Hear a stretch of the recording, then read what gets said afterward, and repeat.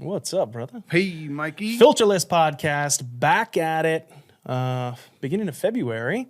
I know we missed one recording that we got to make up. I had some stuff come up. But I got to tell you, man, over the last 2 weeks, I've had probably my best 2 weeks of my life. That's great, Mike. Well, as you know, big shout out to my son, Bryce Lindsay. Yeah, Bryce. Good job, Bryce. Yeah, we're doing his NLI tomorrow at the school. So his national letter of intent's going to get signed tomorrow at the school. Vivian's gone out and got cupcakes and cookies and Gatorade bottles with the logo of Texas A&M Texarkana. So congratulations, Bubba. I know you worked super, super hard on it, and I'm super, super proud of you. My son signed a full ride scholarship to Texas A&M Texarkana to play football for them. And I couldn't be more proud as a dad to watch his hard work come to fruition and him get something out of it, and saved me about $40,000 a year in college. Bryce. So that was a big one. That's good, Bryce. We're proud of you, Bubba. Proud of you. Yeah. So congratulations, Bubba. I love you, man. And yeah, just super, super proud dad. But jumping into today, we've got a busy schedule here. So we want to go over some Houston stuff. I know the mayor and the judge, Mayor Whitmire and Judge Hidalgo, are kind of feuding. It kind of seems like a very feeble feud, to be quite honest with you. It's like two girls fighting in high school, to be quite honest with you. And then the biggest story dropped, I think, of the year so far probably is all the new Epstein. There's 3 million pages that came out about Epstein, and it includes everyone in it. It's cool, too, that they put pictures and video in there. Yeah, everything. No. They're getting into some trouble about some of the pictures because they weren't supposed to show they weren't supposed to show any of the victims, and a bunch of them are in there apparently, and a bunch of them are naked in there too, which is terrible. No, that's not good. And then we got some Houston stuff. We've got some Houston ICE protests that were supposed to go on today, actually, at Elkins High School. And they were supposed to do a walkout. We can look that up and see if that actually happened. But it wasn't just them. It was supposed to happen, I think, kind of over the country. I think Conroe High School, and there's a bunch of them that were supposed to do it today here in Houston. And then a little bit more Houston stuff is the Artemis II lunar mission got delayed till March. I've got some questions on that too. I don't even understand why we're still even funding NASA at this point, to be quite honest with you. Same. They have a lot of questions they need to answer that they haven't. And that's kind of all we're going to go into today. And as always, we'll probably go down some rabbit holes while we talk. It's like here's cool about this pod, Mike. It's like we just start off and then you just we might not hit any of these. You but just we'll end at up least in outer space somewhere with Artemis too. So, and I know we just about had a podcast before we turned the cameras on, but it was about something that's not even on here, but I'm sure we'll get into it. What do you want to jump into first? Just say, I go in order. I think it's good, the order you had it, yeah. All right, first things first, the Houston Mayor Whitmire and Harris County Judge Hidalgo are feuding, and what it basically is over is Judge Hidalgo wanted to have a press conference about the upcoming freeze that happened a few days ago that ended up being a nothing ball. As it normally is. I got to tell you, man, it's got to be the best job in the country to be a Houston weather person. Yeah. Because you can be wrong literally 100% of the time and still keep your job. I have no idea how these people maintain their jobs when they're always wrong, but I digress. So the feud is basically Mayor Whitmire basically told Harris County Judge Hidalgo to go beat rocks when she asked him to join her for the press conference to go over the freeze. This isn't the first time, I guess, that he hasn't showed up to something with her. Okay. And I think alls it is, honestly, is I think he knows that she's probably not going to get reelected, and he wants to get reelected, and so he just wants to separate himself from her as much as humanly possible. We talk about her not getting reelected, though. We thought she wasn't going to get reelected after her, remember she had that mental breakdown, and so she got reelected after that, Mike. Remember? Yeah. She had that mental breakdown thing where she took time also off. endorsed his opponent. Right. In the mayoral race. Who was it? I forgot. Anyway, it doesn't matter. But I remember all that. Yeah. So she literally endorsed someone else. and now she wants to have this unity party or whatever here in Houston and them work together. Yeah. And Whitmire's just like, nope. I got to be honest, dude. I like Whitmire. I like him a lot. Really? I just like haven't- him as a I've mayor. seen him at a couple of U of H basketball games in the back, and I haven't really talked to him much at all. I don't know the man at all. know him either. I don't know his policies that much. I just think it's funny when you have two, local politicians feuding, and they're both in the same party, and they're both connected by a literal border, right? Yeah. So, and Harris County is part of Houston, or Houston is part of Harris County. Okay, Lena Hidalgo is called the Harris County Judge. What's her official title? Harris County Yeah, Judge. Okay. Did you know who your Harris County Judge was growing up? No. That's what I'm saying. It wasn't even like a title. The guy before her was, I forget his name. He was there forever, though. I mean, since we were kids. Okay. Oh, man. So maybe that's why it wasn't a big I deal. forget Okay. who was the previous. Who was the previous Harris County judge? It was a guy. Yeah. Yeah. But the thing is, like, I don't even know like what kind of title. What does she even do? She's like the mayor for the county. Okay. Is basically, but it's a judgeship. Is she Ed Emmett? Ed Emmett. Ed Emmett. Yeah. Okay. You remember that name? I remember Yeah, that yeah. name. So, So is she in charge of all the judges in Harris County? I'm not 100% sure about if she's in charge of the judges. I don't think that's her actual title. Yeah. I don't think she's like above the judges. I think she acts more of like if there's a Harris County issue. manager. Okay. More than anything. There's like a Harris County issue, and then it has to get taken up. And the then she chain, directs and then funding she'll- and things like that for Harris County, and because we have tons of constable police officers and those kind of people that aren't HPD, but it's Harris County Police and Harris County Fire. And, I'm trying. Harris County Fire, I think doesn't exist. That goes through the ESD, so those are the mud districts. I'm trying to remember why we don't like her. What did she do again? Well, if you remember, she's had some really weird stuff happen. Like she took like 6 months off, I think, for mental health. But we didn't like her even before that. I don't want to be mean about it. I want to be like I didn't like her. She was a very woke, type of wasn't Democrat. it a woke thing? Yeah. Was it a COVID thing too? Did she? Oh, she was very into shutdowns and things like that, masks and all that. Oh, absolutely. On the microphone mask type person? Yeah. I think that's what it was. I mean, she made the schools where, not go back to school until heavy pressure from, Governor Abbott and things like that. I think that's what it was too. So Whitmire basically told her to fly a kite. I'm not. Whitmire just doesn't want to have anything to do with her, which is cool. which is fine. Yeah. It's funny because she's crying about it. And he reminds me of Daddy Warbucks. Remember Daddy Warbucks from Annie? He's a tiny dude. He is. Have you met him? Yeah. No, I've never seen him. He's a tiny man. I've never seen him. But if I saw him out, I would definitely try to go out of my way to. I like him. I don't know. I just like his demeanor. I don't. Yeah. And here's the thing too. He's not. I don't get like a woke vibe from him. Do you? No. I mean, he's old school, man. I mean, he's just like an old school guy. Democrat. Yeah. He's very much a liberal Democrat. Yeah. So I probably don't agree with a lot of his policies. We're never going to have a conservative. But I also thought that Bill White wasn't a bad mayor. He was a very pro-business mayor. He actually bought some office furniture from me one time. Not that would change my mind about his politics or anything like that. You but can like him because of that. It's nice. Yeah, but I mean, it was nice that he did business with us. Yeah. And he was just a business guy more than anything. Well, and we talked about this before we started rolling, dude. Are you Republican right now? I'm nothing. That's what I'm saying. I'm not either. Nothing. I'm not either. I don't even want to call myself an independent. To be quite I'm honest nothing with you. either, dude. I don't know what I am. There's a part of me that just wants to call myself an American. I don't want to have any affiliation to either party. I have no country. Well, you know what I meant. Yeah, I know what you're saying. I have a country. Yeah, I have no allegiance to anybody. Where I come from, I have no country. Yeah. Palestine's not a country. Oh, right. I have no. I mean, I'm American. We love America. Yeah. Guys, me and Mike love America. We want to make that very More clear. than anything. We are very patriotic. That's why we talk about it all the time. Exactly. And that's why. And that's we care why we're about it. Yeah, because we care is why we're saying all this stuff. Yeah. So I have no that ethnic background country. I have no party at this point. I used to support the Republican Party, even sometimes where I was like, oh, it's a little too much. And here's the thing too, you don't have to like agree with every single thing, but it's like I identify more with this group than I do that group.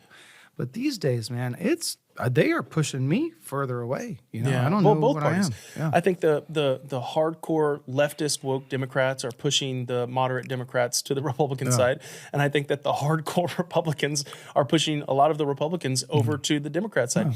But I don't think we should say Democrat and Republican anymore, because it's too ideological, honestly. Like, I'm not a Republican. I'm definitely not a Democrat. Yeah, but you see what they did in this country. They made a two-party system to where it's too hard for independents to win. Well, and I got to tell you, we were talking about this pre-pod, about infighting with people, and what the American people should do is keep fighting, but direct the fight at our politicians. Yeah, this is a segue into Cenk and Tucker. This is like the biggest thing.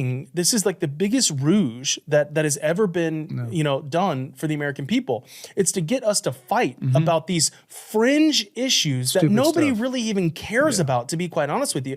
But they just force it down your throat to where you have to have an opinion on it, and then once you give your opinion, and then it's whichever side that you're on, you're categorized as that for forever, for this one opinion about this one thing. And I cannot stress enough, we are way more alike than anything. Yeah. Like, I would guarantee you that the normal American citizen, like the average American citizen, if you were to sit down and go over with 10 million of them, and you go over like 80% of what we would agree on, 80 to 85% of every single thing.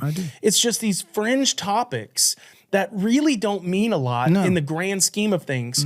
That we corner ourselves in these corners, and then we fight with each other when we should be fighting with our politicians who are making all of these decisions without our consent. Yeah. Sending our money all over the world for no reason at all, knowing that there's insider trading and knowing that these groups and these PACs are giving money back to their campaigns in order for them to stay in power. And it's like, what are we doing? I think the reason why it's so creepy right now, Mike, is because we see it all. It's out there in the open, and the average American now is waking up to this. But here's the question: what? And I always get this. My question to you is the question that I get frequently after I do go on my rants. They say, "Well, what can we do about it?" And I immediately respond. I say, you talk about it. Talk about it. Yeah, you talk about it. You talk about it, and if the more you talk about it, that would lead to more people who might want to get involved. And then those people who get involved might want to go into politics and not necessarily, and have our best interest in heart, have our best interest in mind, do what's right for the American people. Everybody, you talked about that list where 85% of people will agree. Yeah, peace and prosperity. That's really it, right? And then, okay. And I got to tell you, that's what Trump ran on. Right. Trump ran on peace and prosperity. Yeah, he did. We're not going to get bogged down by this ideological bullcrap that we've been getting bogged down with. And then he comes out and does the exact opposite. I did not want to turn my back on Trump. Does that make sense? Yeah. I didn't want to. He forced me to, right? And we talked about this on the last pod. And I told you how much shit I caught for supporting him. Yeah. Like, again, and it had to do with the Arab thing.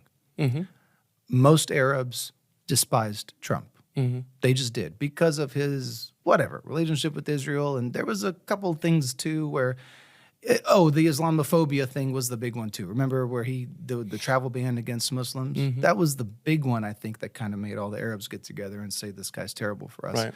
But as a conservative who wants to be an America firster, who doesn't believe in sending money to other people. The money thing drives me crazy. I just don't. Can somebody please rationally? I think what happens is we've gotten so lost in the weeds of things, and we've normalized things that were never intended to be normal. Like, okay, we owe 30. Now it's 38 trillion. By the way, remember it just keeps. By the end of this year, God knows it's going to be probably more than 40, especially if we start this war with Iran, which we're already sending this armada over there. So we're roughly $40 trillion in debt. And we send money to other people who have a surplus? Right. Why? And then we have to pay the interest on it forever. Why? And they get it for free. That's what I'm saying. They could go get the loan themselves. Right, exactly. Well, no, because nobody would give it to them. Oh, No, Cenk and Tucker talked about this. Cenk said, why doesn't Israel get the money directly from China and Russia? Yeah, they're not going to give him money. We're the schmucks that are giving him money. But why are we giving them money? Because they're bought and sold.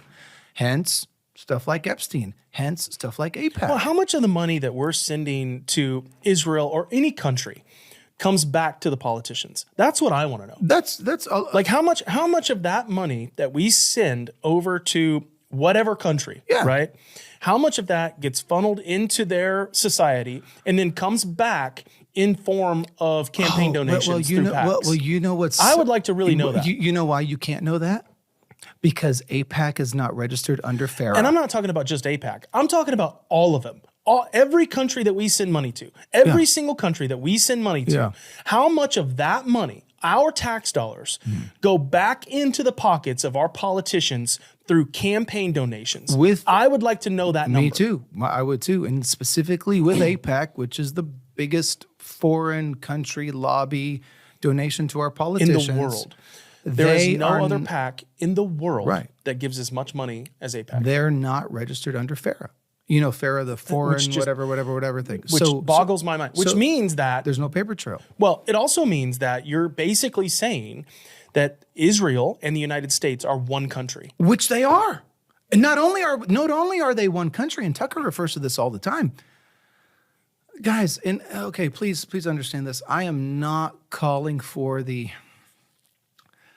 this whole Israel doesn't have the right to exist. Please cut out that stupid shit. Can we just stop? Can we just stop saying that? Dumb. This is all propaganda, stupid speech. Israel doesn't have the right to exist. It's so dumb. No one's saying that, No guys. one's saying that. All we're saying is that without the support of Big Brother, and I'm now confused who the Big Brother is, because apparently without us, apparently we don't exist without them, or our current foreign policy doesn't exist without them, and then they can't exist without us. So yeah, we're almost like joined at the hip. And whenever the other part that was terrible, remember when all those congressmen went to Israel during the G word, and then Netanyahu put that big flag up that said 50 states when Israel? It was almost like a new American flag. You remember that thing? Oh yeah, dude. Oh yeah, Google it. It's almost like he created a new flag. I swear. No, look it up. What? Yeah, you didn't see that? 50 states, one Israel. It looked like it was like a remix of the American flag. And I was just floored by it. I was like, okay, yeah, I guess we are one. I guess they're the 51st state now. See it? You see it. Is this the 50 states, one Israel conference? Yeah. And they had their own little flag. You see the flag? No, but I'm sure I can find it. It's there. It's there. Damn it. Yeah, man. It's becoming too much. It's getting to a point where it's too much. I don't understand how they can lie directly to our faces when we can see it happening. Like we know that 96% of our politicians take money directly or indirectly from AIPAC or Israel lobbyists. I don't understand how they can just tell us that that's not true. Or that it doesn't affect our politicians. That's the thing. Yeah, that's the thing. How can it not affect our politicians if they're taking money directly from them? Well, not only that, too. How many of our congressmen, senators have dual citizenship? Yeah. I mean, it's weird. A lot. Isn't that weird? It's a lot, too. Too. That's weird. And why don't we ever prosecute these people that commit crimes against the United States? You know, they brought this up. They brought this up with Tucker and the Cenk interview, and you know, there have been multiple people killed or multiple Americans killed, and with no repercussions whatsoever. And we know that either Israel or the IDF did it. Like we know it, and we don't do anything. No, you're saying like overseas or here? Yeah, overseas. Overseas. Yeah. Oh, yeah. No, we do nothing. Right. There was that one famous story of the Palestinian kid who was. If this would have happened in Germany, right, we would have extradited whoever it was, and they'd be sitting in prison here in the United States. Well, like look at a guy like me. You know, when I haven't been there in a while, and you know why I don't go back? Because they make it so damn hard, dude. Yeah. They interrogate the shit out of us. Just to try to get into Palestine. Yeah. I mean, and here's the thing. On paper, what am I? I'm an American. I was born here. My parents came when they were teenagers. I and born here. Right. I have roots there. I have family and friends there. But you would think that a guy who's an American citizen who is going to visit the country of our closest and dearest ally would just be like, oh yeah, this guy's American. Welcome. Let him on in. Come on. Oh, thanks for the X billion dollars that your country and your we just gave him like $7 billion more like 2 weeks ago. Sorry. And your money, your tax money. Yeah. I want to thank America for taking about 50% of my income year after year after year after year, which I'm getting to a point where I'm actually upset about this More because than that now. Yeah. Sales tax and So everything else. our tax money is going to our ally to carry out, in my opinion, atrocities. And again, that's debatable, I guess, but most people agree with what I'm saying. Okay. And then I think 80% plus of the people that have been killed in Gaza are pedestrians. Oh, you're talking about all those potential Hamas members. Yeah. I mean, It's insane. It's man. almost like us. It's in Tucker refers to this all the time as blood guilt, right? Yeah. So America has committed atrocities. Don't most people in America agree that the Iraq War was a mistake? I would hope so. At this I mean, I think most do. I mean, if you talk to the average American, they do. So does that mean Iraq, if they hypothetically became a superpower, has the right to come here and kill Americans because of what our country did? Does that make sense? obviously not. No. Obviously. So, this idea that you got women and children, how many amputees have been created and all these people are guilty? That's what I was saying when I'm saying they're innocent, man. You cannot hold the people living there accountable for what their government did, right? Yeah. And of course, their government is, Well, classified as perfect bad segue people. into this next this next one. But the mayor and the judge aren't doing very well right now. But that's neither here nor there. Topic number 2, Epstein file drop and the major controversies surrounding it. And again, I think this is another one of those things that we talk about where you just dump so much information out at one time You that called it's it. almost undisseminable. Yeah. Like you almost can't even disseminate what is real, what's not real, what's been done, what hasn't been done. And it's purposeful. It's Yeah. obviously purposeful of how they're doing this. No, I agree. And it irks me that we can't, even after they make it, like a law basically that says you have to release this stuff. It's still not all released. And how long did it take for them? They had a deadline. Right. They missed December the 2025. deadline. They missed the deadline. deadline. And then they come out and they say, oh, it took us longer because it was so many people that we had to redact and things like that of victims. And then it comes out and the victims are in there. They're not even redacted that much. Yeah. And it's like, wait. Why were we waiting this long if y'all messed that part up? The part that you said was the reason why it was delayed. You didn't make sure 100%. It took you that long and you still didn't get it? You still messed up? Like, what's going on here? No, and I agree with you 100%, Mike. And you called it earlier, and I don't know if it was with the Epstein stuff where you alluded to this in the past, but you called it. You were spot on, where you said that it's almost like they're putting out so much stuff. They're intentionally trying to muddy the waters, like that stuff about. Okay, so there's a few. Like, let's talk about the extreme things that are in the files, right? Where it's like almost not believable. Something about George Bush Sr. being involved with the child. You remember that? Yeah. Did you see that one? Okay, Yeah. so that one's kind of really hard to believe. I'm just saying there was that other thing about, Trump and the 13-year-old and stuff. It's like, I don't know. And by the way, that came out, lucky for me. Remember we did that pod and we did that clip about Trump. And I said, if Trump's sleeping around, I wasn't defending him, but I was just saying like this idea didn't age well because the next week was when they talked about that 13-year-old situation. It's not funny, but it's like, No, I get it. it's like a lot of the stuff we say, you guys have to understand some of the stuff we say is fresh. I mean, we're talking about fresh things. So all the details are not out yet. So I just want to make that clear. And like muddying the waters, and again, I don't know if this is real, but I think it is. Supposedly there's a picture of Dan Bilzerian, Post Malone, and two women on a yacht or whatever, Vegas or something. And they have the two women blacked out on the photo as part of the files. But he posted that in 2018 on his social media, and it's still there, and you can see who the two women are. That's crazy. So it's almost like they're doing it on purpose. that's kind of what they're saying. It's all on purpose. That's what I'm telling you, man. Yeah. I mean, what they do is they put so much stuff out there. Some of it's good, some of it's not good, and some of it's just horse crap. And then you have to disseminate what's real and what's not, and you can't because you don't have full context for anything. You know, and then these people have to come out and defend themselves, right? And then you're like, well, like Peter Attia. Yeah, Peter Attia is a good one. Peter Attia is a good one. Like, do I think that Peter Attia did anything wrong? My heart, my conscience, like my soul says, I don't think so. Well, when you say wrong, is him sleeping with women. What I'm talking about, what I'm talking about is the underage stuff. That's right. Because that's what everyone associates these files with. That's right. Right.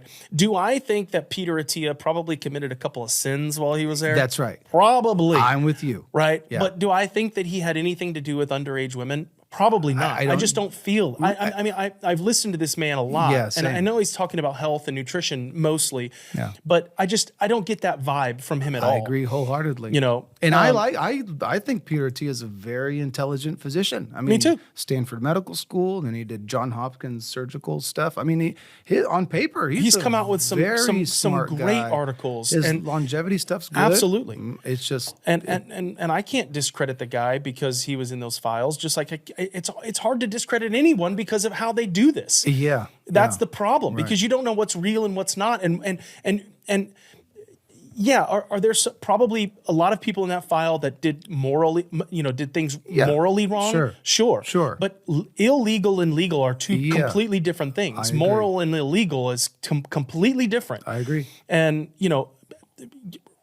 rape and all of these things with young women that is absolutely illegal and immoral. Okay, take Stephen Hawkins. What's his name? Stephen Hawkins. Yeah, the smart guy. What's his name? Hawkins. Hawkins. Take him for example. That guy in the wheelchair. Poor guy. I mean, you can't look at him. It's Hawking. No S. Stephen Hawking. You can't look at Stephen Hawking and not feel bad for him, right? There's got to be some sympathy there. Poor guy. Yeah, I watched this movie. It was a great movie. Yeah. And then, this is confirmed that he's been to Epstein Island. Mm-hmm. This is not a joke. He's been to Epstein Island. Another one is like Chris Tucker. Chris Tucker's been to Epstein Island, right?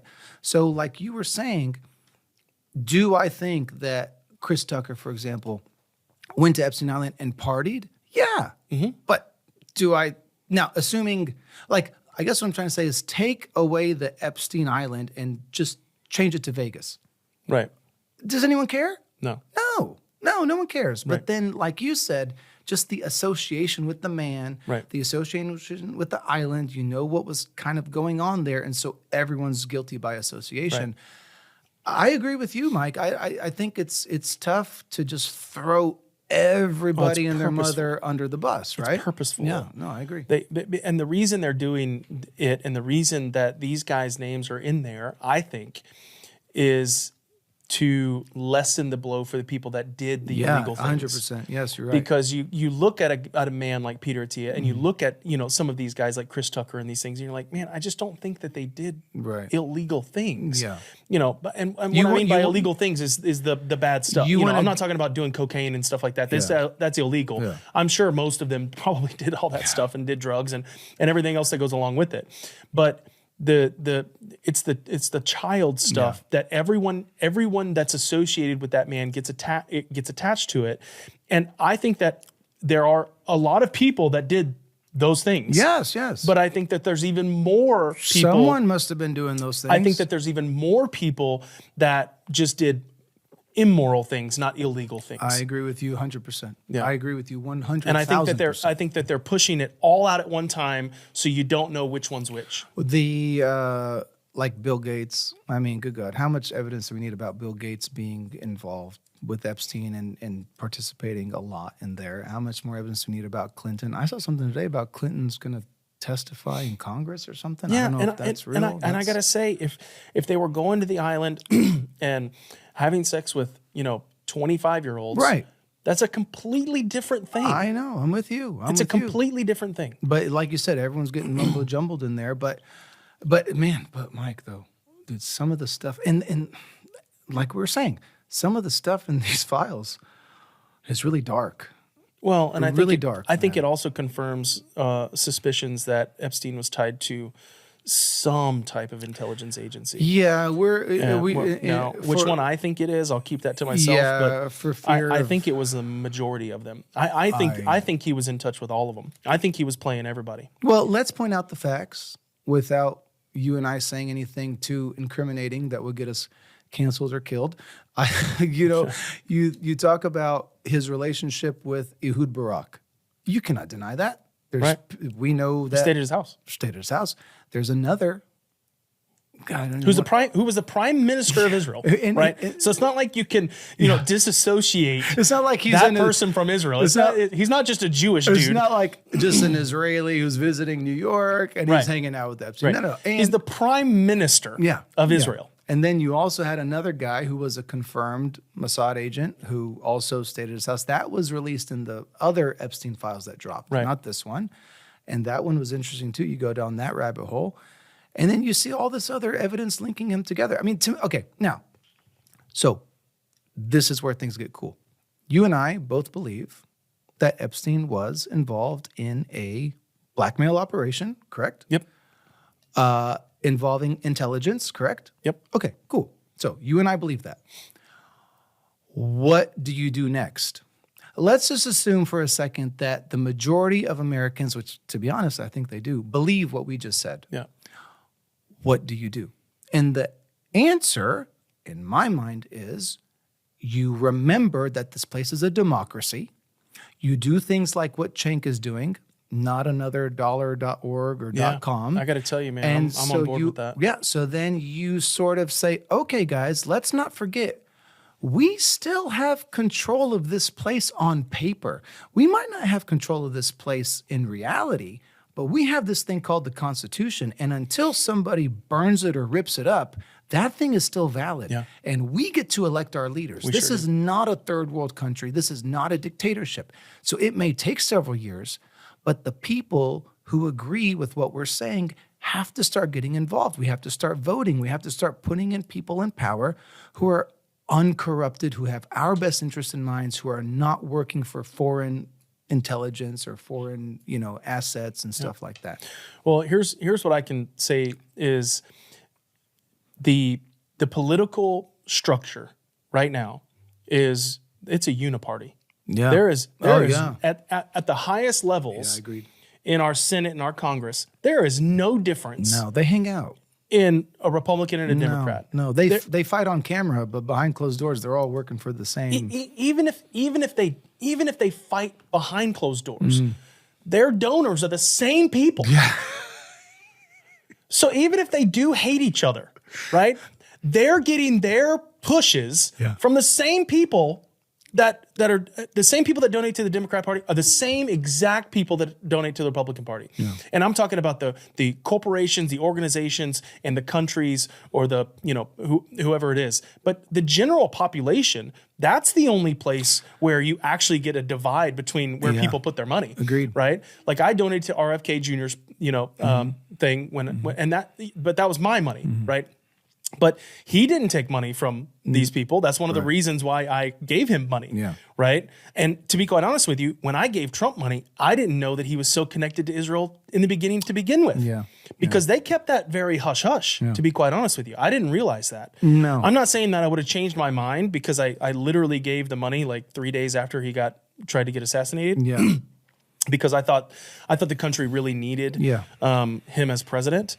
And I still think that he might end up being one of the best economic presidents we've ever had. I hope so, bro. I hope so too. Yeah, I'm with you. But man, getting involved in all of this foreign crap, and I mean, I understand that we are, whether Trump wanted it or not, we are the world's police. Whether he wanted that or not, it was already there. It was already in place, and he had to take that over. But he promised he was going to sort of scale that back. I agree. Right. And he didn't. Agree.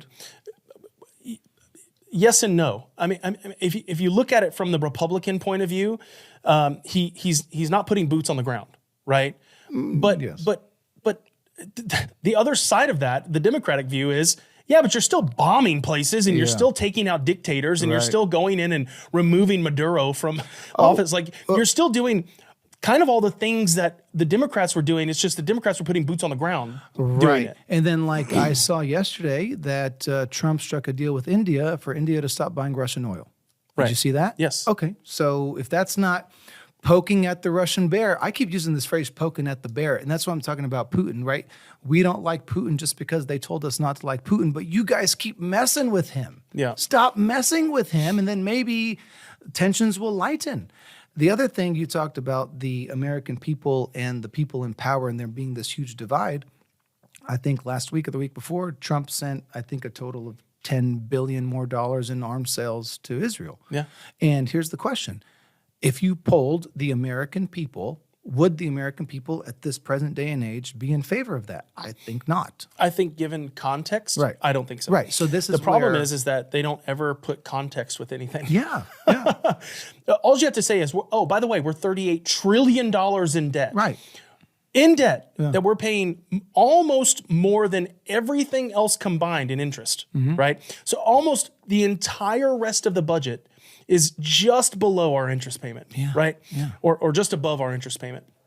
So we're actually paying like, I think 40% of our entire tax base plus debt goes to interest. They have to stop it. It's incredible. It is. And then you tell people, oh, but we're going to keep sending billions and billions of dollars to other countries. I think they've because I think they've just normalized it. I think the people that get elected, that get into I've Congress actually talked and the about this a Senate, lot and with my friends. I think that the reason that the American people are in such bad debt with credit cards and everything else is because they don't look at debt as anything bad because our government doesn't say it's bad.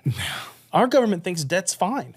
And if you don't think that psyche bleeds through to the American people, you're out of your mind. Yeah, it does. Like if our country is $38 trillion in debt and you look at your credit card statement and you're $50,000 in debt on your credit card, you're like, that's not too bad. Yeah, it's not too bad compared to Big Daddy. But it also allows you to say that, oh, debt must be a good thing. Yeah. You know, and people have spun this in a bunch of different ways. And I've heard, oh, well, debt's a good thing because then they won't do anything to you because you owe them so much money and they want to get paid back. Yeah. And it's like, well, yeah, that's a good argument until you're paying it back. Yeah. So like I always say debt's a good thing, but that's when people are asking me for financial advice. And I tell them, yeah, you should be in debt. I'm in debt. And guess what? I plan on being in debt forever. And let me explain why. That's how you have your money make you more money, right? So as long as you're investing in something that's making money and you have faith that your payments will cover the interest and so on, that's how you accumulate more money. Well, but that's still risk, Right. No, there's 100%. still a risk involved in that. Right. Why are they risking our money? No, yeah, this is different. They shouldn't be risking our money. No, I was just saying, like, whenever you say debt's a good thing, I say it too, but it's in a different context, 100%. Right, that's your money. Right, exactly. You're risking your money. And I'm taking the risk in terms of I'm controlling. I'm not giving it away. Yeah. Right. I'm not. If we're gonna with buy nothing back. If we're gonna buy a shopping center, it's not like it's like giving it away. I'm buying a shopping center. Like what I'm we getting do something is we out go of it. buy the shopping center. We take all of the debt, and then we let another country come in and collect all the rent. Yeah, exactly. That's what we do. And pay the interest. Right. Yeah. And we pay the debt. Yeah. They get all of the benefit. But it's not just countries that we do that with. We do it with the pharmaceutical companies. We do it with the military industrial complex. Like, how do you think that these pharmaceutical companies make these drugs? We send money to these colleges and universities so that they can figure out how to make these drugs and what they can do. Yeah. And then what happens is all of that IP goes to the pharmaceutical companies and we get nothing back in return. Exactly. All we get is the debt that we send to the university. And high cost of drugs. Right. Which makes no sense. It's unbelievable. Because... why aren't the American people 50% owner and all that? No, I don't know. You're right. Cenk and Tucker talked about the pharmaceutical stuff. And as a physician, I learned something that day. And you know how they always say fixed prices of drugs? That phrase always gets thrown out there, fixed prices. And I didn't really understand too much what that meant, to be honest. Then I realized what that was is that the pharmaceutical company, they set their price and then that's it. You can't even negotiate. Exactly. The government cannot come in and say, oh, that's too much. Right. But like you said, we subsidize their research. They're the largest lobby. And then on top of that, what Cenk said, the reason why they did fixed drug prices was because the reasoning they gave for that was that we have to keep pharmaceutical innovation at the top of the American thing. But they're not even reinvesting. Right. They're using tax dollars to do that with, and then they're keeping all the profit. And they're not even keeping it in America. Right. They're shipping it off to overseas to build the drugs overseas. The drugs are being produced overseas. You see? I know. So it's like we're giving them the money to figure out what the drug is. They figure out what the drug is, and then they take that drug, they ship it overseas, have those people make it, pay those people for it, and then ship it back over here and have us pay for it. And have us pay the highest prices in the world for that drug. I wish that I could tell you, and we don't have enough time, but I wish I could tell you as a physician who writes medicine all day long, okay? Let's talk about like the heart, for example. This is a quick, easy example so you can kind of understand how frustrating it is for the medical field in terms of pharmaceuticals and prices. If you have a weak heart, okay, and there are millions of people out there suffering with weak hearts, whether it's from blockage or something else. We have this thing called goal-directed medical therapy, where you have 4 pillars of this GDMT, basically 4 classes of medications. The guidelines, the people that basically write our laws, the ACC and the AHA, they came out with those 4 pillars.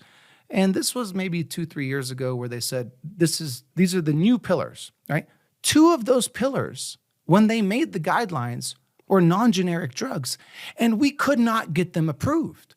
So it's like, what are you doing to me? I'm a cardiologist. You are sitting here telling me, as the guidelines and the societies that tell us what to do, that my patients need to be on these 4 drugs, but 2 of those drugs are unaffordable?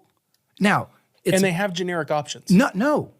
So there are no generic options. Now, both of them went generic, but I'm talking 2-3 years ago. So what I'm saying is there was a window where I was required as a physician, class 1. Class 1 means you have to do this. If you don't do this, you are doing harm. You better protect yourself.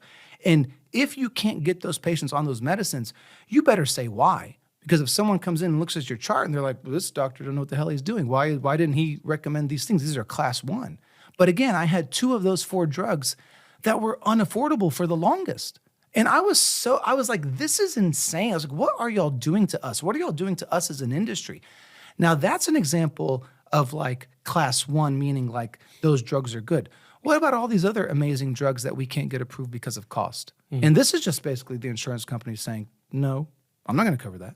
Like for cholesterol, we have a great drug now called Repatha that's an injectable that lowers cholesterol like crazy. But it's hard to get approved. It's getting easier. But what happens with these pharmaceutical, Mike, when they come out initially, nobody wants to cover it, even though it's better. And we do have the best healthcare system, but we also have the most expensive healthcare system because of this.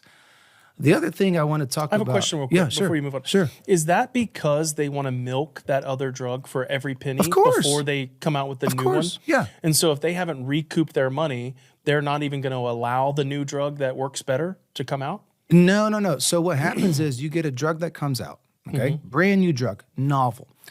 Whatever pharmaceutical company made that drug has the patent. Mm-hmm. Now, patents have an expiration date. Mm-hmm. So meaning like for the next, 5 years, this company makes this drug, nobody else can make it. Mm-hmm. Like if you make it, you're illegal. But the second the patent runs out, you got every drug company in China, all these generic companies, they'll make it. And that's when the price drops because now you have competition. Mm-hmm. There's no competition. And remember, they set the price. Remember we said fixed drug prices? So the pharmaceutical company, they have the monopoly. Not only do they have the monopoly, they set the price and it can't be negotiated. Here in the U.S. Yeah. But in Germany and France and all those places, they can negotiate, and that's why they have cheaper drug prices? I'm not entirely sure how it works outside the U.S., but I know a couple things about this place when it comes to the pharmaceuticals. Us and New Zealand are the only 2 countries that allow for pharmaceutical advertisement on TV. The other ones don't. Which I have a question about that too. Why would you advertise to a person who can't write a prescription? It's very simple. That doesn't make any sense to me. No. It does for them because basically they want their patients to go to the doctors so basically now the patient recommends to the doctor what the patient wants to be on. You see what I'm saying? That's how this works. Then why else would they advertise? Or another possible explanation is Yeah, but on a patient, 15-second ad, how do you know what that drug does and doesn't do? You know, I don't. Do you know what I'm saying? We've talked about this before, but it should be illegal. It should be 100% illegal. And I don't care how many disclaimers you put on it, right? That say, oh, this drug can cause this, this, this, this, and this, which all of them do, right? That was our law that we passed. You have to put the bad in with the good. But what's the purpose in advertising to begin with? I think they're targeting patients. I also think they're targeting doctors. I don't think it's that at all. Yeah, I mean, I don't think it has anything to do with that. I don't think it has. I don't know how many people are going to their doctor besides the GLP-1s, right? I think that's probably the only one. And that one kind of was without that's self-advertisement. Yeah, but on those. I honestly think, like, for example, if I go to my doctor, I have high blood pressure. If I go to my doctor and my blood pressure pill's not working very well for me, I talk to my doctor. I don't go to TV and look at commercials and try to figure out what heart pill is good for me. I don't know of how many people are actually doing that. I think the reason that they advertise is because they can then tell the CNNs and the MSNBCs and the NBCs and the ABCs and all those people, hey, don't do stories on us. Oh, yeah. If you do stories on us, we're gonna stop giving you the $100 million a month in advertising. Oh, I'm sorry. Could you possibly be referring to vaccine-related injuries? It's not just that. No, but I mean, think about that. There's a ton of them. There's a ton of them that have happened over the years to where it literally these medications killed people. Right. Literally thousands and thousands of people these medications have killed. And news anchors won't do stories on it. Journalists won't do stories on it. Why? Because that same company is giving CNN, all these companies, they're paying them in ad dollars, and it's completely legal. It's control. It's like the lobby. This is why they don't allow it in Germany. This is why they don't allow it in France. This is why they don't allow it in India. Right. Because they know these things will happen. Conflict of interest is what we call it. Exactly. And so it's a form of lobbying. It's control. Absolutely. And then look at how much they lobby. Exactly. They're the second largest lobby in the world. So think about pharmaceuticals. They own your government and they own your media. Yeah, basically. Same thing with someone else. A lot in common there. Yeah, and look how good both of those are going. That's exactly right. So think of the power involved with those things. That's why I think lobbying should be illegal. I'm not even joking. Just get money out of politics. Yeah, exactly. Just get money out of politics. Just completely cut it off and say, nope, we're not doing this anymore. I'm proposing something that I think would be a fantastic idea that would make America really, really great again. What you do is, actually great again. Right. You and I, It should be MAAGA. Okay. Make America actually great again. Okay. Christian Menefee just was sworn in as the congressman for the Houston area. Right. He beat Amanda Edwards, right? Okay. I didn't see a single campaign related to either one of them. And to be honest, I saw the thing today about him being sworn in, and I didn't even know that he was being sworn in. And Amanda Edwards, I happened to follow her on social media, and then I saw her post that she lost to him. And then I said to myself, look at our politics, look at the way things are set up. I got these two people running for office, for Congress, in our area, and as much money is spent on advertising, I didn't see anything from anyone. I didn't see anything from anyone. So what we do, you make like a .gov website, okay? And you go to that .gov website where there's like a protocol. It's almost like a debate, but it's organized, and there's rules involved. And then I go to that .gov website, and I'm able to see who's running for that congressional seat. And I say, oh, okay, there's Amanda Edwards. Oh, let me click on her name. And then something shows up, and then there's her video talking. Hi, I'm Amanda Edwards. I believe in blah, blah, blah, blah, blah. Christian Menefee, same thing. Khaled Khalaf. Although I'm never going to run because there's too much bullshit involved. But imagine, now I'm competing with them. So that's what I'm saying. Yeah. Make politics and make the voting system. And wouldn't it be awesome if you could just vote from the website? Yeah. Wouldn't that be great? Yeah. Isn't that awesome? And you can't say that we don't have the technology. No, you can never say that. We have the technology. No, and apparently... You could probably put an app on your phone to get people to vote, and you would have 90% participation in voting. That's right. And you could do it where they have facial recognition. They have all of these things. That's right. That's right. We're not even asking for ID in most states. You can do it from your phone. That's what I'm saying. Make voting reasonable. And this is the other thing, too. If we're going to vote... at least on the major elections, can people get off of work Like, can we make this thing like this way you get, don't you want people And not involved? only that, I think you should be able to track your ballot all the way through. I think you should be able to see it when it's on the UPS truck. Yeah. I think you should be able to see it when it gets to the counter. I think you should be able to see when it gets counted and what your votes were and confirm it and be able to confirm it yourself. Yeah. To go on there and be like, my vote, I know what I voted Yeah. for, and you should be able to look it up and make sure that your vote was counted the right way. Yeah. And if it wasn't, there should be a button there that you can say, I did not do this. This was wrong. Right. Because you're telling me that of all these votes, not one of them's counted wrong? Not one of them. And if you can't tell me that you can't do this. I can do it with an Amazon dog toy. That's what I'm saying. I was talking about Amazon. I can buy a dog toy from China and track that thing all the way to my front door. And it's here in 2 days. Right. And you're telling me you can't do this on Can. voting? They can. Absolutely you can do it. So this is an example of a technology that is intentionally being suppressed. Yeah. Right? Yes. Okay. So that's what I'm saying. And you want more voters? Right. Do that. Put it on your phone. Right. And then we get rid of lobbying. We Yeah. take the money out of it. We all only have one social security number. Yeah. Right? Yeah. All of us only have one. Yeah. There it is. Right there. Put your social security number in, do facial recognition, scan your driver's license, boom, you can vote. Yeah, but they're going to say that that's too risky, right? You can't have your social security number floating out there when they know everything more about risky? you. Putting exactly. 100 million ballots in the mail and Yeah. sending them through the United States Postal Service, that's safer? No, I think I think we're onto something for sure because this doesn't get talked about enough. The voting system has to change. It has to change. It has to change, and then you have to be able to vote for the right people based on like what they actually stand for, not based off of a and that's the other 10-second problem. advertisement. Like when Kamala ran, you'd go to her website. There was nothing on there about her stances on anything at first. Did you know this? No, I mean, I wouldn't. Oh yeah. I would At never first, go there was there. nothing. It was just a bunch of photos of her and basically just well written paragraphs. Yeah. But nothing on her policies. Yeah. Not for months. Yeah. And then finally, like I think 8 weeks before the election, she finally put it all out on the website. Yeah. But another reason probably why she lost. No, for sure. Well, enough about the Epstein and all that crap. But man, we got to do something. And we have to stick together as Americans. It can't be that I'm Republican or you're Democrat. I think we should stop using those words. I think we as should Americans, too. just get it out of our vernacular. We're not those anymore. We're not Republicans. We're not Democrats. We're not libertarians. We're not independents. We are Americans. And we're going to vote as Americans from now on. Call it. And I don't care what your political party is. If I align with you and you do what you say you're going to do, right? And I agree with those things. I'm going to vote for you, and I'm going to continue to vote for you. Someone like Thomas And Massey. get all of the money out. Have it be $1,000 a person. Yeah.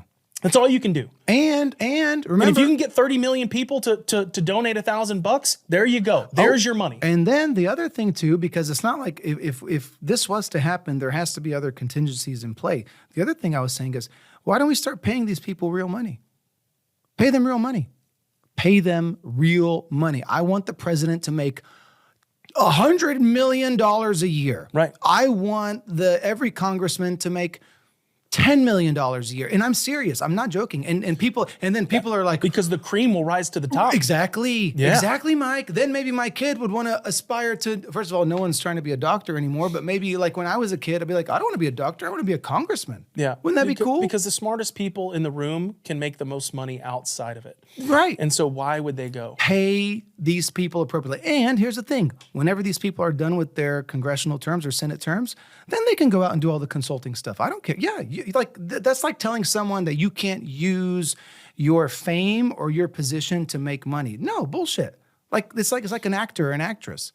Like someone's famous and someone wants to make a movie with them. Okay, but you're going to have to pay me. Same thing. But they should do that once they're done. To be honest, let them do consulting. Well, I wouldn't say during office. That might make things tricky. But as long as it's not a conflict of interest. Yeah, I'm not sure I 100% agree with that. I think that there's a fine line, right? Like what I don't feel is right is a guy like, call it Anthony Fauci, right? Who, is the top guy at the CDC for 40 years, I think, something like that. I don't think that he should be able to go after that and go get a job at a pharmaceutical company and get paid $25 million a year. I don't agree with that. There's too many things that can go on during his term there to where they can just come up to him and say, hey, I can't give you money right now. You know that because it's completely illegal. And that's what happens. But but I need you to do this. And as soon as you're out of office, as soon as you're not the CDC director, or as soon as you're not this senator, or as soon as you're not this congressperson, you can come work for me and I will pay you $5 million a year for 10 years. It'll be a 10-year contract.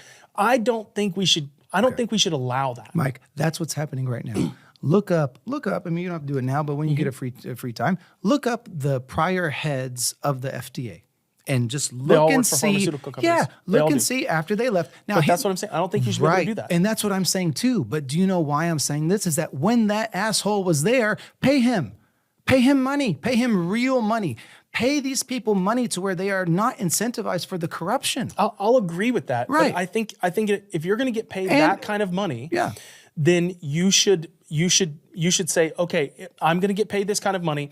If I get into office and I do this job for this kind of money, I'm going to sign this thing that says I can't work for the organizations that I'm directly affecting. Yes, if Anthony Fauci wanted to go and work for Boeing Airlines, fine. No, he had nothing to do with that. Yeah. That part.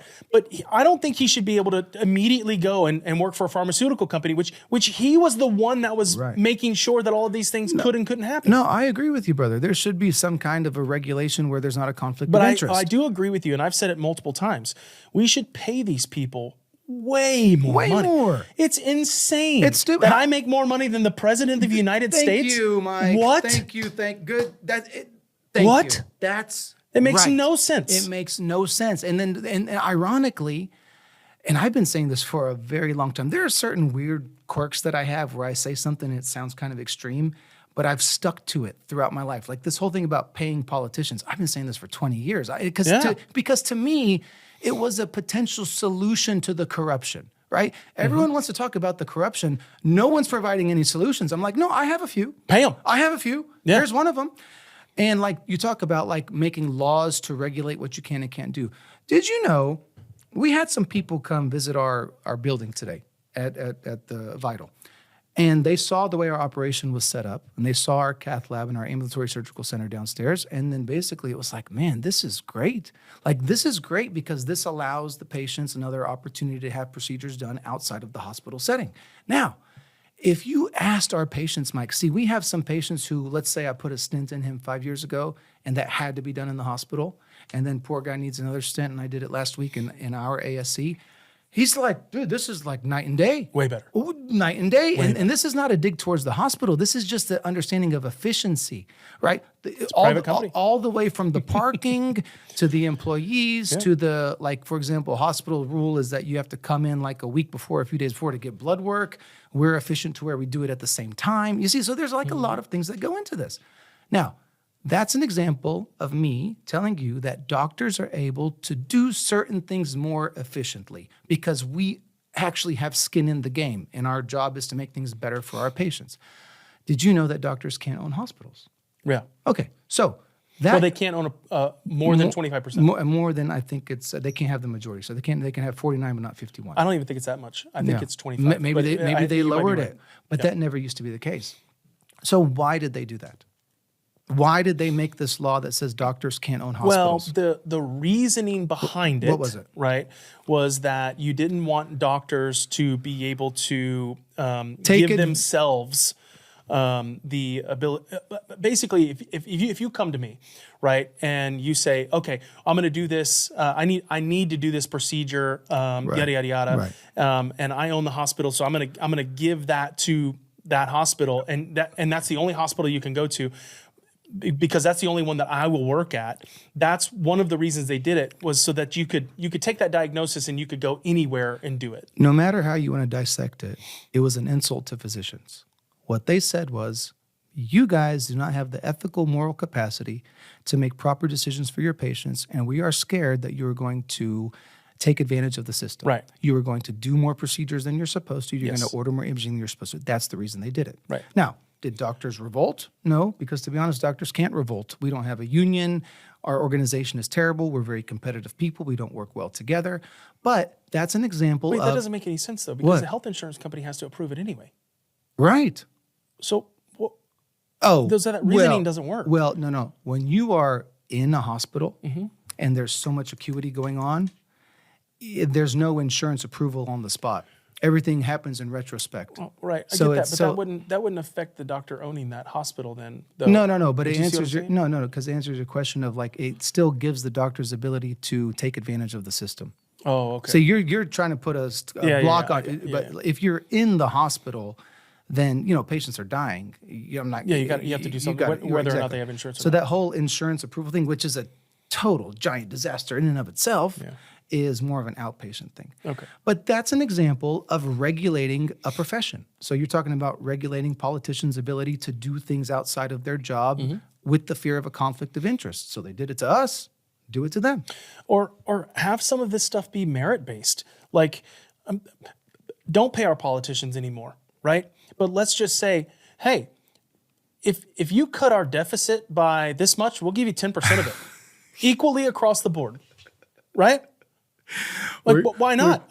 People do it with contractors all the time. No, like people will go to a contractor and they'll give them like a $20 million proposal, right? So somebody wants to build a building. It's a good idea. And you go to a general contractor and they give you this deal and they say the building's going to cost $20 million. And you say, okay, I tell you what we're going to do is we're going to do an open book. Anything under 20 million, right? You get half. Right. Okay, so what that does is that makes that contractor be much more efficient. Much more efficient. Much more efficient. For sure. Why can't we do that with politicians? No, it's a good idea. Why can't we say, hey, this is what we want to happen as the American public. We want to cut our deficit. We want to do this. We want to do that. And then we're going to grade you on it, right? How many of these things do you get done in your term? And if you get these things done in your term, you get a bonus. Imagine if we had a .gov page for Harris County, which I'm sure you do, but one that really you could go to and see how much money is coming in real time, what's being spent on what. Give us the ability to flip police everything upside That's right. down. Transparency. It would flip everything upside Exactly. down. Like give us the ability to see They just exactly sent all what's that money going to on. Israel. Nobody voted for that. No one voted for that. Nobody even blinked an eye either. That's what I was telling you about, where there's a disconnect between what the American people want and what the government's doing. It's ridiculous. Right? But transparency and pay these people. All right, last topic. The Artemis II lunar mission. Oh, this is more fun and lighthearted. Yeah. So they delayed the Artemis II lunar mission to March, but they're saying that it might even be delayed after that now.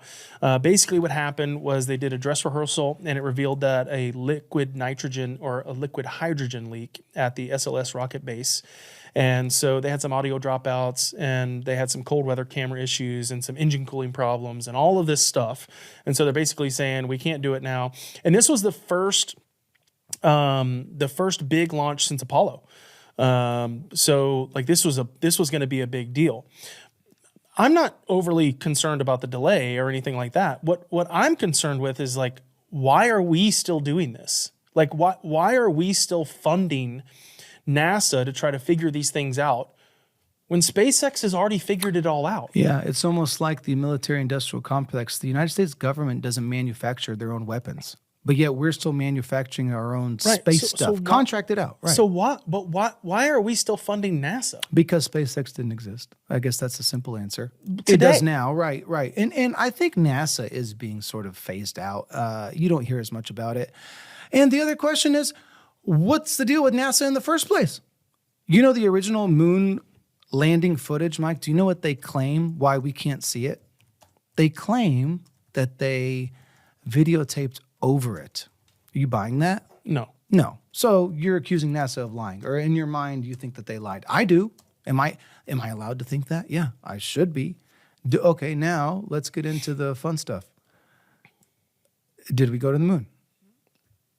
You're on camera. As of today, I don't think we ever did. He said it. I don't think we ever went to the moon. Okay, for the record, I do happen to be a physician, and I really don't want to get labeled as I'm just an office furniture guy. I can say it. Quack. Although everyone who knows me knows about my conspiracies. No, I mean, I question it. Let's put it this way. I'm not 100% convinced. I'm sorry. There's way too much evidence to the contrary. I'm sorry, guys. Like, I know it sounds crazy, but, I'm also an alien guy too. So it just fits in line with these space conspiracies of mine.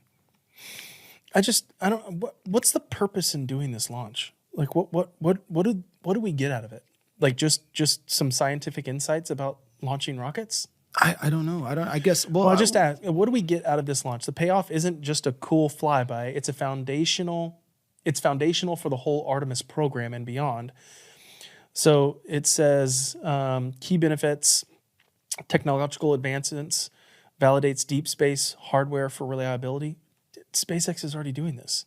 Scientific insights, data on space environment and lunar observations. SpaceX is already why are we paying for this? If a private company's doing all of this and Elon's willing to give us all the data, which he is, and he's already doing, because it's already, regulated heavily by the US government. Why are we funding this? I agree. Why are we spending $4 billion? $4 billion investment per year per launch. No, it's a $4 billion investment per launch. Yeah. Per launch. Mm-hmm. And we're going to get a step towards Mars and lunar economy? I mean, I think the ultimate goal is that if they could build a base on the moon, they would. And to be honest, the only one that I see that's decent is it boosts jobs, tech innovation, and global partnerships. It boosts jobs that we're paying for. Right. It's like, okay, I'm glad I gave my neighbor a job, but it's like while we go into debt for that. Exactly. It's like, I'm sorry. It's like, I don't want to pay for your job. I just think sometimes the federal government wants to put its fingers and toes and everything into all of these different things. And it was never intended to do that. No, it was only intended to make sure that we could build infrastructure and protect ourselves. Fire, police, roads. Right. Simple stuff. Yeah. For sure. Yeah. And protect ourselves. Yeah. And now we're getting into all of this other crap that's costing us trillions and trillions of dollars. Well, that's what and we get no benefit out of it. Well, that's what Doge was for. We get absolutely no benefit out of it. That's what Doge was for, right? It's the most ridiculous thing, man. I mean, they're stealing our money, and then they're giving it to people because those people will give it right back to them. Yeah, for sure. Yeah, the corruption. Just give me a contract, and I'll just give it to you straight to your face. Mike could probably build some stuff that would be launched. I mean, this guy makes amazing office furniture. I'm pretty sure you could. Well, the thing is, they're not even launching it. They're giving them all the money, and then they have to delay it. I mean, you. I'd at least be on time. You can make it. It's just terrible, man. I hate that we talk so bad about this country sometimes. No, it's not our fault. I'm not apologizing for that. It's not because they forced us to. It's because we see the potential that this country has. And it's this giant missed opportunity because we've got all of these hardworking, dedicated people that want to better themselves in this country, unlike a lot of other countries, man. And they're handicapping us. They're literally handicapping us from doing that by taking over 50% of everything that we make. By the time you pull in all of the toll roads, all of the sales tax, all of the property tax, everything, all the federal taxes, all the income tax, all of that, you're paying well over 50%. Yeah. Well over 50% of what you earn is going to the federal government, and they're burning your money. And then they're also burning other people's money and creating debt for ourselves that we have to pay back. Yeah. That we're not going to ever pay back. Yeah. My kids might not ever pay it back. Yeah. But guess who's going to pay it back eventually? Yeah. The American people are going to pay this back eventually. And we had nothing to do with it. It's absolutely ridiculous. You know why, Mike? We always say this, and we always have to apologize for we're always criticizing America. Honestly, that's kind of what we've become. This pod was not intended to be political, by the way. It's just so much stuff is happening. I mean, I'd love to be talking about rainbows, and maybe we could talk about, I was going to say chemtrails, but then that goes back to the political. Golly. See, we can't escape The rain is political now. The rain. You saw the snow? The rain is saw political. the snow. You saw the snow. That's all bullshit, dude. I don't know. I mean, Dude, I don't know. No. Go take an ice cube out of your freezer. Wait, the water's disgusting. And just go put a lighter to it. You can't burn it. You can't. I was thinking the same thing. It It turns black because fire turns things black. I was thinking the same thing. I don't know. It's the most ridiculous But thing there I've ever was seen. something about they analyzed it and found. But for some reason, that's what our TikTok is showing us. Right. Why? Because we're not answering. We don't care about everything else that's important. Yeah. It's just like I've talked about the LGBTQ stuff, all of that stuff. I think it's all just distraction. But the reason why you and I talk like this, and first of all, you and I are on the same wavelength. We always have been for the longest, right? We see things the same way. You know why we're like this? Because we're smart. I'm serious. You know why? Because we see what's going on. It's almost like a curse. I mean this. I swear. The average person, Mike, they don't care. They don't care. They go to work, they watch football, they drink beer. It's those people, the people that just go through life. Ignorance is bliss. buddy. Yeah, they go through life. They don't care. They're There's just something to that. And in a way, There's something honestly, to that. exactly. In a way, it's almost like I wish I could be one of those people. It's like I want to be one of those people. I want to be chill. I don't want to be Do you know what my people ask me? What are your hobbies? I'm like, I just keep up with shit. Conspiracy theories. No, I'm just like what do you do for fun? I'm like. Reels and Watch Candace Owens. Exactly. What do you do for fun? I'm just gathering data on what's happening, and partly for that is because I don't want them to write history the wrong way. And when I said it's a curse, I mean this. It's like we're trying to warn people. Isn't that what we're doing? Yeah, well, I think we're smart enough to realize that we don't know everything, and I think that's what the curiosity that we have, I think, is what allows us to dig deeper, and sustain that want. And then what happens when you start putting all the dots together? Then you want to tell your friends. Yeah, that's the unfortunate part is that, I've said this before. I think that if the politicians and the political class would have known what the internet would become, we would have never got the internet. No, it was the worst thing that ever happened to them. It's the worst thing that ever It's like it's rewriting history. Yeah. And World War II because is the I just biggest don't. one. I think they just thought it was going to be a billboard for companies. Like honestly, I think that everyone just thought, oh, this is just going to be something to where, companies utilize it to show pictures of their products to people. Right. And I don't think they ever realized that it would take over media, that it would take over everything. No, nobody could predict what the internet would do to change the world. And honestly, you talk about we lived through it. Yeah. Right. And so like people in history have lived through crazy things, wars and whatnot, the invention of electricity, I guess. I mean, that's a big deal, right? Because imagine going from no electricity to electricity. Huge deal. Huge, right? So here's my question. And the candlestick makers at the time were the biggest lobbyists against it. Right. Saying that it was acting like God and things like that, and trying to play on people's religious beliefs to try to get into where people wouldn't use electricity. Which is exactly what we're doing with AI. Yeah. Right? Yeah. You see what I'm saying? But electricity worked out, so maybe AI will work out. Well, it worked out, but honestly, there is something to this. I believe that technology has an inherent evil to it. I'm not joking. I mean this. Does technology have an inherent evil to it, or do humans have an inherent evil to them, and what they create ends up having it? Yeah, for sure. 100%. Yeah, do you see what I'm saying? Exactly. I mean, electricity it's a power that got unlocked, and then we're the ones playing with it. But what we did is we created this thing where I'm saying there's some inherent evil to it. And the prophecy I'll allude to is the movie The Matrix. Because in the end, technology equals evil because the machines could not do what they were doing without technology. Yeah. So in a way, that's why I love that movie. I think that movie's amazing. Everybody should watch all the Matrices 100%. Yeah, I like them too. Because to me, it's predicting what's actually happening with AI and quantum computing. Yeah. So they live through electricity. I'm not 100% sure I even believe quantum computing works, to be honest with you. Well, I don't know anything That's about a whole other it. It just conversation. sounds super scary. But so they're basically saying that the only way that a quantum computer works is by pulling from other universes. Like, do you realize that? No, I don't know. It's the only way that they can fathom how it works. They don't even really know how it works. Well, it's like AI. I mean, how many people that invented AI that were on the brink of it told you guys, we don't think you guys realize what we are potentially unleashing here. Yeah. How many people had to come out and say that? They were like, y'all don't understand. The other thing I don't like is that every time that they tell us that they're going to do something bad, right?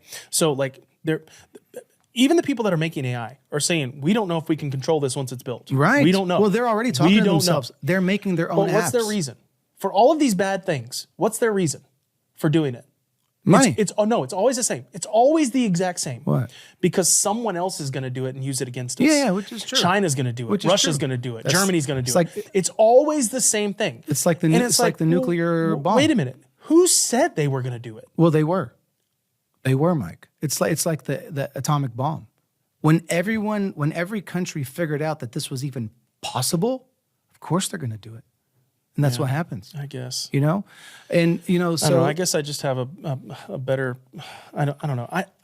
I think people in general don't want these things to happen, but our political structure is pushing it along. No, but it's going to happen no matter what. As I'm saying, is that whenever. Okay. Another example for this is the genetic manipulation of embryos and cloning.